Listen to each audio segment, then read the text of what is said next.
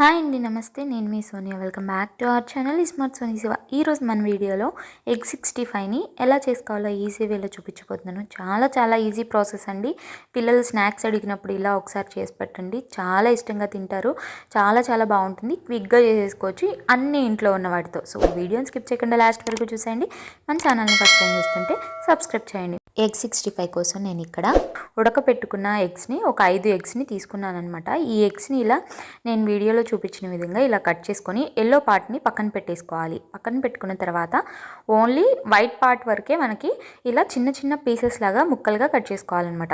వీడియోలో చూపించిన విధంగా ఇలా ఎంత వీలైతే అంత చిన్న పీసెస్ లాగా తీసుకున్న 5 ఎగ్స్ని కూడా ఇలా చక్కగా ముక్కల్లాగా కట్ చేసుకోవాలి. ఇలా కట్ చేసుకున్న ముక్కల్ని ఒక మిక్సింగ్ బౌల్ తీసేసుకొని ఆ మిక్సింగ్ బౌల్లోకి ఈ ఎగ్ పీసెస్ మొత్తాన్ని కూడా వేసేసుకోవాలి.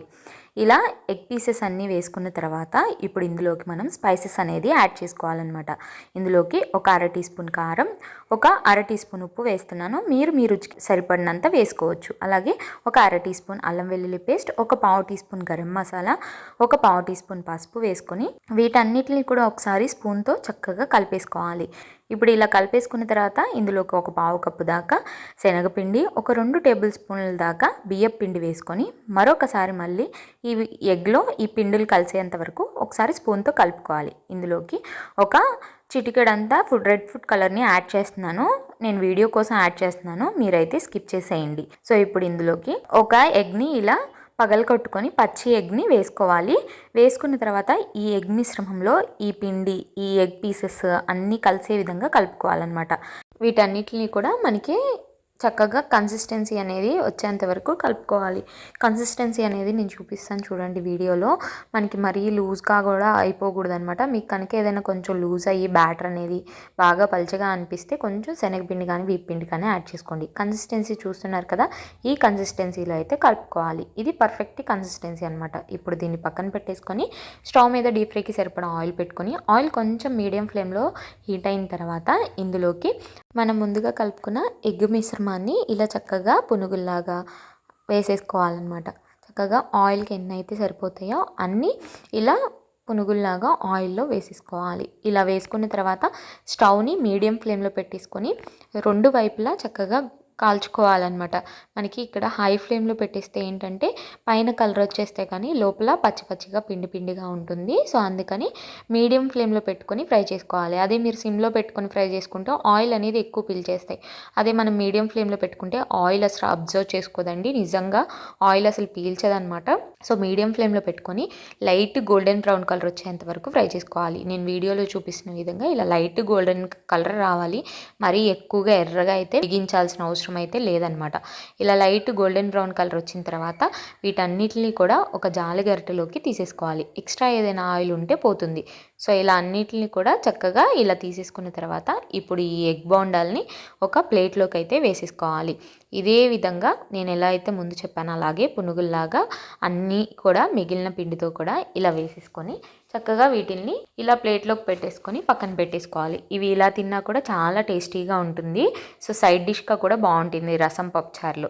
సో ఇప్పుడు వీటిని పక్కన పెట్టేసుకొని స్టవ్ మీద ఒక బాండి పెట్టేసుకోవాలి. అందులోకి నేను ఇందాక వేయించాను కదా ఎగ్ బోండాల కోసం నూనె, ఆ నూనెనే వాడుతున్నాను. మీరు నార్మల్ ఆయిల్ అయినా ఒక 1 టేబుల్ స్పూన్ వేసుకోవచ్చు. సో 1 టేబుల్ స్పూన్ ఆయిల్ వేసాక 10 వెల్లుల్లిపాయలని ఇలా సన్నగా కట్ చేసుకొని వేసుకోవాలి.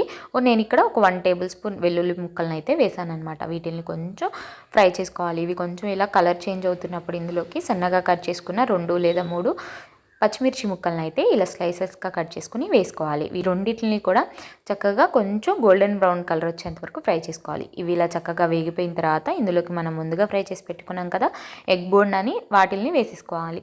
వేసుకున్న తర్వాత ఇందులోకి ఒక 3 టేబుల్ స్పూన్స్ దాకా టమాటా కెచప్ అయితే వేసుకోవాలి. నేను ఇక్కడ చెప్పిన క్వాంటిటీ వచ్చేసి పెద్దవాళ్ళు అయితే 2, పిల్లలు అయితే 3, 4 తినే క్వాంటిటీ చెప్తున్నాను అనమాట.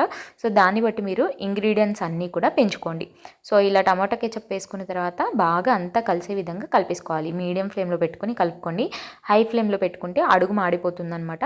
సో అందుకని చెప్పి medium flame to SIM to adjust చేసుకుంటూ కలుపుకోండి. ఇలా చక్కగా అంతా కలిసిపోయిన తర్వాత ఇందులోకి సన్నగా కట్ చేసుకున్న కొత్తిమీర వేసుకొని స్టవ్ ఆఫ్ చేసుకొని ఒకసారి మళ్ళీ అంతా కలిసే విధంగా కలిపేసుకోవాలి. ఆ వేడికి కొత్తిమీర అంతా చక్కగా మగ్గిపోతుందనమాట. ఇప్పుడు ఇలా అంతా కలిపేసుకున్న తర్వాత స్టవ్ ఆఫ్ చేసుకొని పక్కకు దించుకొని చక్కగా వేడివేడిగా ప్లేట్‌లో సర్వ్ చేసుకోవడమే. ఇలా అంతా కూడా ప్లేట్‌లోకి సర్వ్ చేసుకున్న తర్వాత ఆనియన్స్ పెట్టుకొని, నిమ్మకాయ పిండుకొని తింటూ ఉంటే చాలా చాలా బావుంటుంది. ఇది చల్లారిపోయిన దానికన్నా వేడివేడిగా తింటే ఆ టేస్ట్ చాలా బావుంటుంది. తప్పకుండా మీరు కూడా ట్రై చేయండి. పిల్లలకి చేసి పెట్టండి. చాలా ఇష్టంగా తింటారండి స్నాక్స్. చేసుకోవడం చాలా ఈజీ. అన్నీ ఇంట్లో ఉన్న వాటితోనే 5-10 నిమిషాల్లో అయిపోతుంది. చాలా ఈజీ ప్రాసెస్ కాబట్టి తప్పకుండా ట్రై చేయండి. ట్రై చేశాక ఎలా వచ్చిందో మీ ఫీడ్‌బ్యాక్‌ని నాతో షేర్ చేసుకోవడం అస్సలు మర్చిపోవద్దు. ఈ వీడియో అయితే నచ్చిందని అనుకుంటున్నాను. వీడియో నచ్చితే వీడియోని లైక్ చేయండి. మీ ఫ్రెండ్స్ అండ్ ఫ్యామిలీ రిలేటివ్స్‌కి షేర్ చేయండి. ఇంకా ఇలాంటి ఎన్నో quick and easy snack recipes కోసం ఇస్మార్ట్ సోనీ శివ ఛానల్‌ని సబ్స్క్రైబ్ చేయండి. ఇంకా ఇలాంటి ఎన్నో స్నాక్ రెసిపీస్ మన ఛానల్‌లో ఉన్నాయి. డిస్క్రిప్షన్‌లో ఇస్తాను లింక్స్‌ని ఒకసారి చెక్ చేయండి. ఈ వీడియో అయితే ఇంతే. మరొక మంచి వీడియోతో మళ్ళీ వచ్చేస్తా. అంతవరకు సెలవు. Bye all.